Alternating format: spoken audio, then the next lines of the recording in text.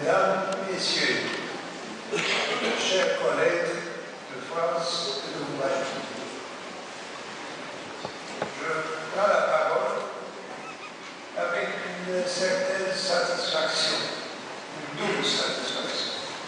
Tout d'abord, parce que c'est la 6e session a lieu aujourd'hui, ce qui veut dire continuité et ténacité. Surtout que toujours les circonstances n'ont pas été si favorables. Eh bien, en plus, je suis heureux qu'on discute de la France et qu'il me revient de dire quelques mots, un quart d'heure, un peu plus, certaines choses concernant des rapports culturels entre nos pays. On doit tenir compte que nous, les Roumains, nous représentons l'extrémité de la moralité, perdue pendant des siècles ici, aux confins de l'Europe, aux limites de la chrétienté européenne, on peut le dire aussi, et que notre sol n'a pas été si clair. Mais tout de même, nous avons eu nos moments de réveil, notre moment, notre grand moment de réveil, qui a commencé au XVIIIe siècle et qui, je l'espère, va continuer encore.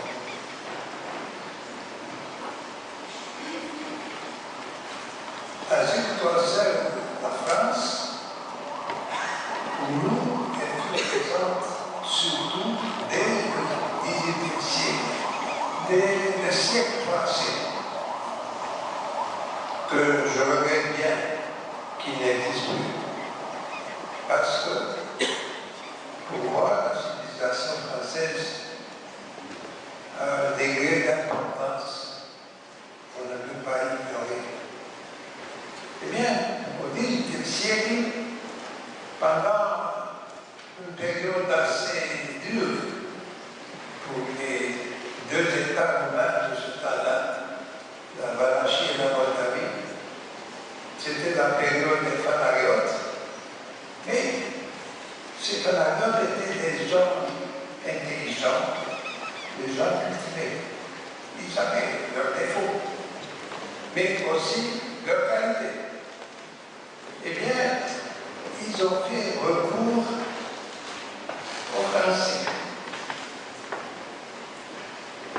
Des médecins aussi, des secrétaires princiers surtout, qui étaient tolérés par la sublime porte, tandis que la porte n'agréait pas les secrétaires autrichiens ou russes, mais les secrétaires français, ça c'était noir, c'était toléré. Mais il y avait aussi des médecins, et même aussi le cuisinier. Eh bien, ces gens-là, et même d'entre eux sont devenus des précepteurs des jeunes fils de poètes. En même temps, la langue française a commencé à pénétrer dans la société roumaine et aussi des livres français se sont formés à cette époque-là des bibliothèques qui contenaient un grand nombre de livres français. Bien, c'était le siècle français, c'était presque normal. Eh bien, vers la fin du XVIIIe siècle, ce fut la Révolution française, un événement qui a eu des coups de tout le monde, inclusivement ici. Et ensuite, ce fut l'épopée napoléonienne, extraordinaire. Je la trouve, non, du point de vue militaire. Napoléon était un génie militaire, mais tout de même, ce qui reste de lui, c'est surtout la puissance d'organisateur. il a mis les bases de l'Europe que nous nous efforçons, nous Européens, de bâtir aujourd'hui. Eh bien, évidemment, aussi, l'Empire a eu un écho dans ces bagages. Mais nous étions tout de même loin, très loin. Et par exemple, au Congrès de Vienne, on n'a rien parlé des principautés, comme on n'a rien parlé des Danube, par exemple. Mais les commencements avaient été mis en fonction et ainsi on arrive dans une nouvelle étape, celle du réveil proprement dit. En 1821, la période Falagotte prend fin. Il y a une période de transition plus difficile, occupation étrangère, ottomane, et ainsi de suite. Et après cela, la modernisation commence vers 1829, parce que nous avons eu bien de conflits avec notre grand voisin, la Russie et les Russes.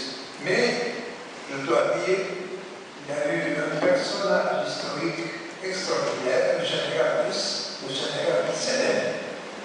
Lui a été le premier modernisateur de ces principautés. En plus, il a choisi, disons, la version française de la modernité. Lui-même était un fils de filière du XVIIIe siècle. Et en plus, il a fait recours même à la langue française. Les documents de cette étape-là, il a été pendant 6 ans gouverneur des 2 pays, étaient rédigés en roumain, en russe et en français. Ce qui montre aussi le degré de connaissance de la langue française par la société dans son ensemble, évidemment, pas par les paysans, mais par la classe dominante, le français n'est pour les élèves, le français n'est plus un problème. En plus, il s'était pas recommandé aux boyards d'envoyer leurs fils à l'étranger pour faire leurs études, et il a recommandé que ses fils aillent en Occident, surtout en France, pas en Russie. Un paradoxe, parce que tout de même c'était le général du tsar, et du tsar Nicolas Ier. Eh bien,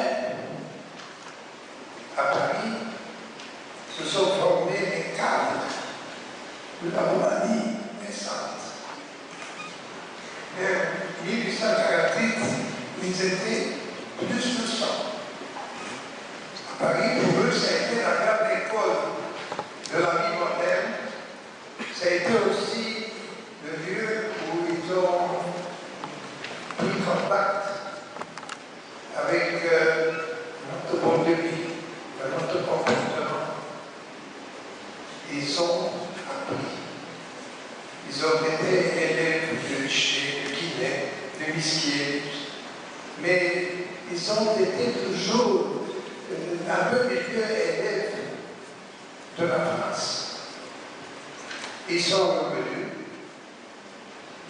parmi eux, les dirigeants, une bonne partie des dirigeants de la Révolution de 1948, et après cela, toujours avec l'aide de la France, a eu lieu le grand guerre de Crimée, traité de Paris, congrès de Paris, traité de Paris, à la suite duquel les 2 pays ont reçu 2 cadeaux. 2 parties. Le protectorat russe a disparu, et par contre, on a institué la garantie collective des puissances européennes. et notre pays, on apprenait à ces pays la titulature encourageant de principauté libre, ce qui était au fond le prélude de leur unité politique et étatique.